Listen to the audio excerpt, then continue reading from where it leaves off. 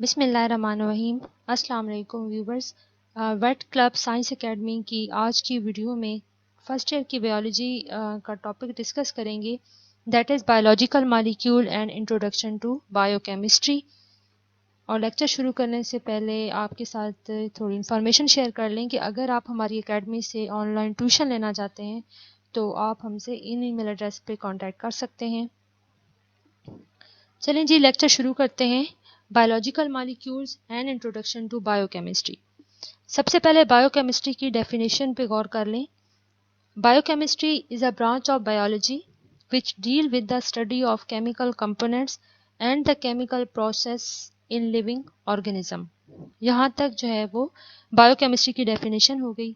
तो इस डेफिनेशन में क्या बताया गया है कि ये बायो की एक ब्रांच है that deal with the chemical components and the chemical processes in living organism।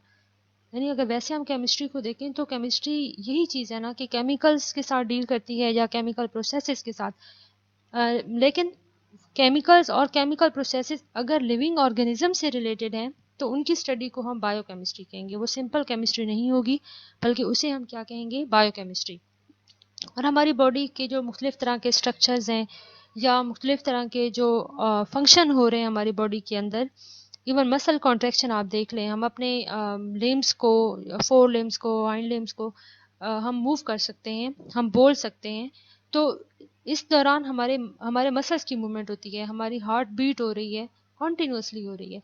तो ये सारे का सारा प्रोसेस जो है वो मसल कॉन्ट्रैक्शन का है। इस कॉन्ट्रैक्शन के लिए जो है वो कौन कौन से प्रोसेसेस इन्वॉल्व हैं, क्या क्या काम हो रहा होता है, ये सारा हम तब समझ सकते हैं जब हमें उसके अंदर होने वाले केमिकल प्रोसेसेस का पता हो, या जो जो फूड हम लेते हैं उस फूड की डाइजेशन होती है, डाइजेशन का जो प्रोसेस है, या फिर जो डाइजेशन से जो चीज़ें बनती हैं, जो सिंपल कंपोनेंट्स में फूड हमारा कन्वर्ट हो जाता है, उनसे हमारी बॉडी के जो डिफरेंट पार्ट्स बनते हैं, ये सारे के सारे जो प्रोसेसेस हैं ये बायोकेमिस्ट्री के अंडर इनकी स्टडी आ जाती है।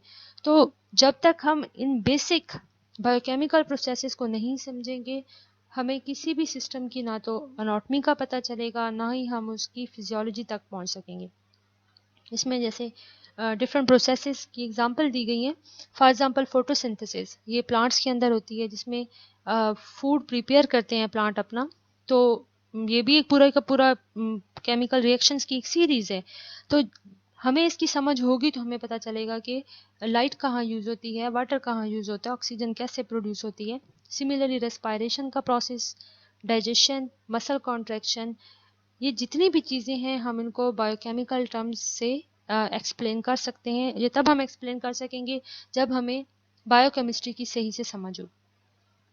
सेकेंड पैराग्राफ में ये बताया गया है कि जितने भी लिविंग थिंग्स हैं, all living things are made up of certain chemical components, certain chemical compounds which are generally classified as organic and inorganic.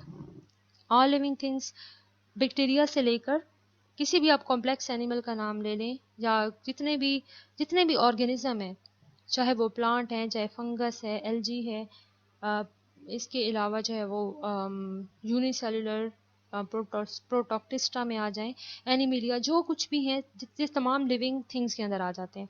और इनकी बॉडी में बहुत सारे केमिकल कंपोनेंट्स मौजूद होते हैं। और इन केमिकल कंपोनेंट्स को हम दो ग्रुप्स में डिवाइड कर सकते हैं कि कुछ इनमें से ऑर्गेनिक हैं और कुछ इनऑर्गेनिक हैं। ऑर्गेनिक और इनऑर्गेनिक का क्या डिफरेंस है ये ज़रा देख लें कि organic compounds are compound essentially having carbon atom in the structure along with other atom। के ऑर्गेनिक कंपाउंड, जितने भी ऑर्गेनिक कंपाउंड हैं उनके लिए लाजमी है कि उनमें कार्बन मौजूद हो। पहला पॉइंट, कार्बन होना बहुत ज़रूरी है। लेकिन जो इनऑर्गेनिक कंपाउंड होते हैं उनमें कार्बन अगर नहीं भी होगी तो कोई फ़र्क नहीं पड़ता, वो फिर इनऑर्गेनिक में आ जाते हैं।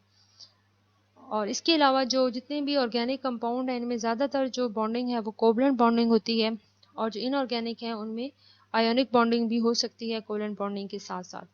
और एक और अहम पॉइंट जो उसको डिफ्रेंशिएट करता है कि जो ऑर्गेनिक कंपाउंड हैं उनमें कार्बन डायरेक्टली हाइड्रोजन के साथ बॉन्डेड हो सकती है, डायरेक्टली हाइड्रोजन के साथ बॉन्डेड होगी। लेकिन जो इनऑर्गेनिक हैं उनमें कार्बन किसी और के साथ तो बॉन्डेड हो सकती है, हाइड्रोजन के साथ डायरेक्टली बॉन्डेड नहीं होगी। अगर हाइड्रोजन के साथ डायरेक्टली बॉन्डेड होगी फिर हम उसे इनऑर्गेनिक नहीं कहेंगे बल्कि वो ऑर्गेनिक होगा। तो मेन डिफरेंस क्या है? पहली जो बात हमने अभी की थी कि कार्बन का होना जरूरी है, कार्बन तो कार्बन डाइऑक्साइड में भी है, तो ये चीज़ थोड़ी कंफ्यूजिंग है डिफरेंस में। लेकिन जब हम ये बात करते हैं कि कार्बन के साथ हाइड्रोजन का होना भी ज़रूरी है तो ये इसके फ़र्क को ज़्यादा सही से वाजे करता है। तो जितने भी लिविंग थिंग्स हैं उनमें बहुत सारे केमिकल कंपोनेंट्स मौजूद होते हैं और उनको हम दो ग्रुप्स में डिवाइड कर सकते हैं, ऑर्गेनिक एंड इनऑर्गेनिक। ये थोड़ी सी नज़र देख लें ज़रा जी, बैक्टीरियल सेल के अंदर और मेमिलियन सेल में वाटर H2O, इसमें कार्बन कहीं नहीं है, लिहाजा ये इनऑर्गेनिक है। और इसमें उनका जो है वो टोटल परसेंटेज बताई हुई है कि सेल का जितना वेट है उसमें कितने परसेंट ये चीज़ें हैं उसमें।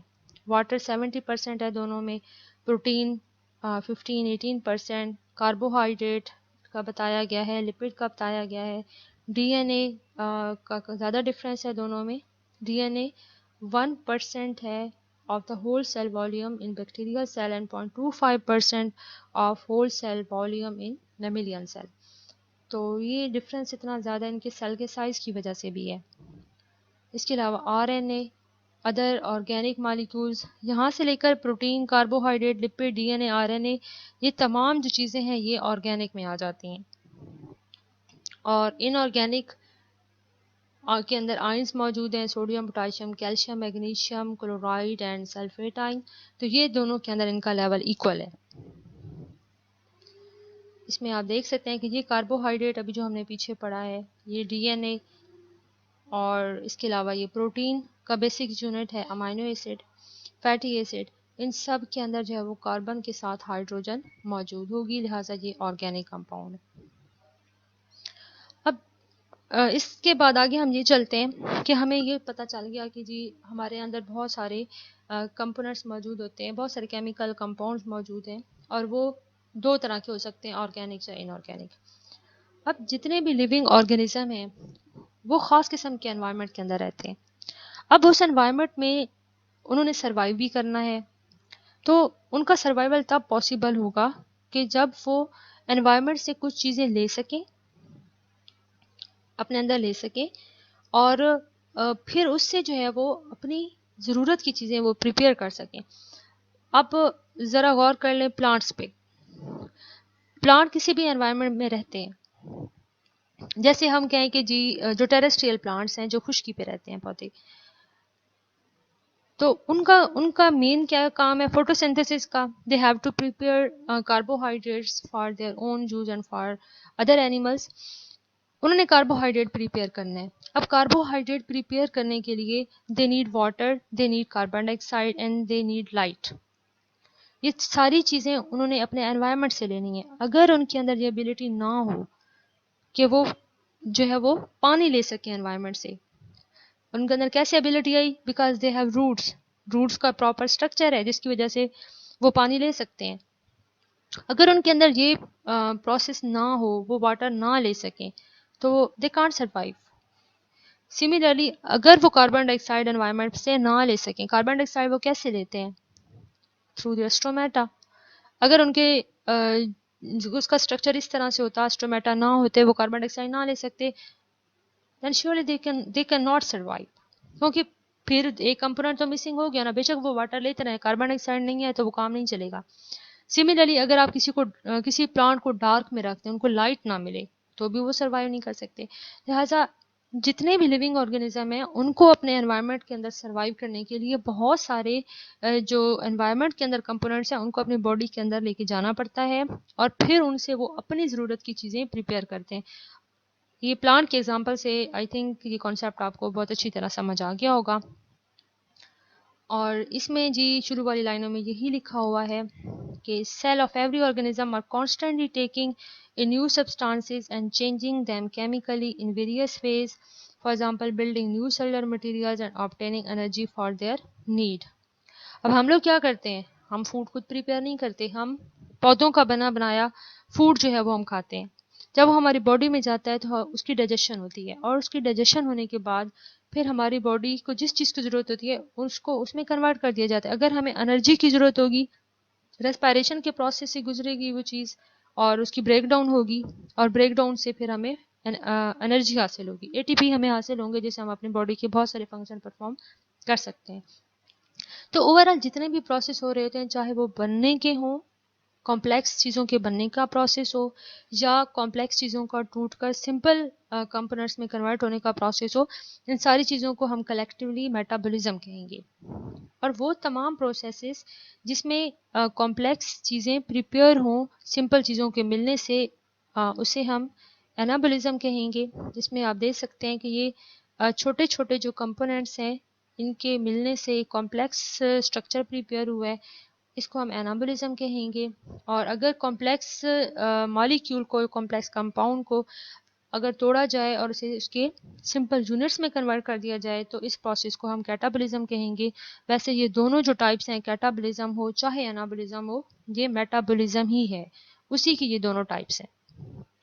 इसमें भी हम देख सकते हैं कि ये देखें, ये एनाबॉलिज्म दिखाया हुआ है इन पिंक और रेड। इसमें जो मोनोमर्स हैं they combine with each other and energy is invested in this process and a polymer is being synthesized. And in case of catabolism, this polymer is broken down into the monomers and energy is released. एक और difference आ गया anabolism और catabolism का कि anabolism में energy invest होती है, energy use होती है, और कैटाबॉलिज्म में एनर्जी रिलीज होती है। फोटोसिंथेसिस का जो प्रोसेस है वो हम कह सकते हैं कि दैट इज एनाबॉलिज्म, क्योंकि उसमें सनलाइट यूज होती है और कार्बोहाइड्रेट बनता है। और रेस्पायरेशन एक कैटाबॉलिज्म प्रोसेस है क्योंकि उसमें कार्बोहाइड्रेट की ब्रेकडाउन होती है और वो दोबारा से कार्बन डाइऑक्साइड और वाटर में कन्वर्ट हो जाता है। तो ये एक सिंपल से दो कॉन्सेप्ट हैं कैटाबॉलिज्म और एनाबॉलिज्म के हवाले से। इसके बाद जी हमने देखा कि हमारे अंदर बहुत सारे ऑर्गेनिक कंपाउंड मौजूद हैं और ऑर्गेनिक कंपाउंड्स के अंदर हमने एक बेसिक चीज़ क्या बताई थी कि उसमें कार्बन का होना ज़रूरी है। लिहाजा कार्बन की हमारी लाइफ के अंदर, तमाम लिविंग ऑर्गेनिज्म की लाइफ में कार्बन की बहुत ज़्यादा इंपॉर्टेंस है। इसके मुख्तलिफ पॉइंट्स उन्होंने बताए हुए हैं कि कैसे जी इम्पोर्टेंट है। Carbon is the basic element of organic compound, we have learn it already. Due to its unique property, carbon occupies the central position in the skeleton of life. Carbon is tetravalent. It can react with many other known animals forming covalent bond. Carbon is tetravalent. क्या मतलब है जी? Carbon 4 bond बना सकता है अपने, मतलब चारों carbon के साथ भी जुड़ सकता है। जैसे इस केस में हम देख सकते हैं कि चारों जो बॉन्ड हैं वो कार्बन के साथ हैं। और ऐसा भी हो सकता है कि वो डिफरेंट तरह के जो एटम्स हैं, डिफरेंट तरह के जो एलिमेंट्स हैं, उनके साथ बॉन्डिंग बनाए। तो इस वजह से कार्बन की एक सेंट्रल पोजीशन है कि वो 4 बॉन्ड बना सकता है और इस वजह से ये लॉन्ग चेन भी बना सकता है, ये रिंग भी बना सकता है और ये ब्रांच चेन भी बना सकता है। इसकी ये जो एबिलिटी है, एक तो मुख्तलिफ तरह के और एलिमेंट्स के साथ बॉन्ड बनाना, दूसरी बात ये कि टेट्रावैलेंट होना, ये इन चीज़ों की वजह से हमारे जो बॉडी है या जो लिविंग ऑर्गेनिज्म है उनमें ऑर्गेनिक कंपाउंड की बहुत ज़्यादा वैरायटी पाई जाती है। तो ये सारे का सारा किस वजह से है? कार्बन की इन यूनिक प्रॉपर्टीज़ की वजह से है। When carbon atom combine with 4 atoms or radical, the 4 bonds are arranged symmetrically in a tetrahedron and as a result give a stable configuration. जब कार्बन 4 बॉन्ड बना लेता है तो जो स्ट्रक्चर उससे डेवलप होगा वो एक स्टेबल स्ट्रक्चर होता है। बाकी इसमें यही सारा कुछ बताया हुआ है जो अभी हम स्केचेस में देख चुके हैं कि ब्रांच अनब्रांच चेन बना सकता है, रिंग बना सकता है और the ability of carbon, this ability of carbon is responsible for the vast variety of organic compound. Carbon bond form a skeleton of organic molecule. तो ये सारे पॉइंट जो है वो हम डिस्कस कर चुके हैं कि कार्बन के इन करेक्टरिस्टिक्स की वजह से ऑर्गेनिक कंपाउंड्स के अंदर काफ़ी वैरायटी पाई जाती है। इसके अलावा सिर्फ कार्बन के साथ बॉन्ड नहीं बनाता, बल्कि ये बाकी जो एलिमेंट्स हैं उनके साथ भी बॉन्ड बना सकता है। Most commonly with hydrogen, oxygen, nitrogen, phosphorus and sulphur. तो इससे मज़ीद जो है वैरायटी वो डेवलप हो जाती है। और अगर कार्बन हाइड्रोजन के साथ बॉन्ड बनाता है तो ये पोटेंशियल सोर्स ऑफ एनर्जी है। हमारी जितनी भी जो सेलुलर एनर्जी है वो मोस्टली कार्बन हाइड्रोजन फॉर्म में मौजूद होती है। और कार्बन ऑक्सीजन अगर एसोसिएशन हम देखें तो ये ग्लाइकोसिडिक लिंकेज के अंदर है, यानी कि जब ये इंशाल्लाह जब हम कार्बोहाइड्रेट्स पढ़ेंगे ये चीज़ें आपको क्लियर हो जाएंगी। फ़िलहाल जो टाइम हमारी आज का लेक्चर का शॉर्ट है, लिहाजा मैं इस डिस्कशन की तरफ नहीं जाऊँगी। ये हो सकता है कि फर्स्ट ईयर का जो नेक्स्ट लेक्चर हमारा अपलोड हो या उससे नेक्स्ट, उसमें ये चीज़ें इंशाल्लाह डिटेल में डिस्कस हो जाएंगी। इसके अलावा जी कार्बन की बॉन्डिंग की वजह से जो ऑर्गेनिक मालिक्यूल बनते हैं, कुछ जो लार्ज मालिक्यूल हैं such as cellulose, fats, protein, ये वाटर में इनसॉल्युबल हैं, लिहाजा ये स्ट्रक्चर बनाने में रोल प्ले करते हैं। जो चीज़ें सॉल्युबल होती हैं वो हमें एनर्जी प्रोवाइड कर सकती हैं, और जो चीज़ें इनसॉल्युबल होंगी उनका फर्दर स्ट्रक्चर के अंदर रोल होता है। और जब हम चीज़ मैक्रो मालिक्यूल की ब्रेक डाउन होती है तो उससे जो है वो हमें एनर्जी हासिल हो सकती है, सच एज ATP।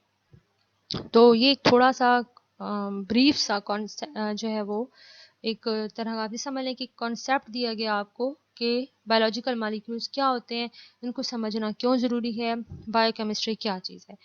अगर आपको आज के लेक्चर की समझ आई हो और कुछ आप को लगता है कि आपको बायोलॉजिकल मॉलिक्यूल्स की नो हाउ पहले से ज़्यादा हुई है या आपके इल्म में कोई इजाफा हुआ है, तो आप सदका जारिया समझते हुए इस वीडियो को शेयर कीजिएगा, लाइक कीजिएगा और हमारे चैनल को सब्सक्राइब भी कर दें, ताकि आपको नए अपलोड होने वाले लेक्चर्स की जो इन्फॉर्मेशन है वो टाइमली मिल जाए।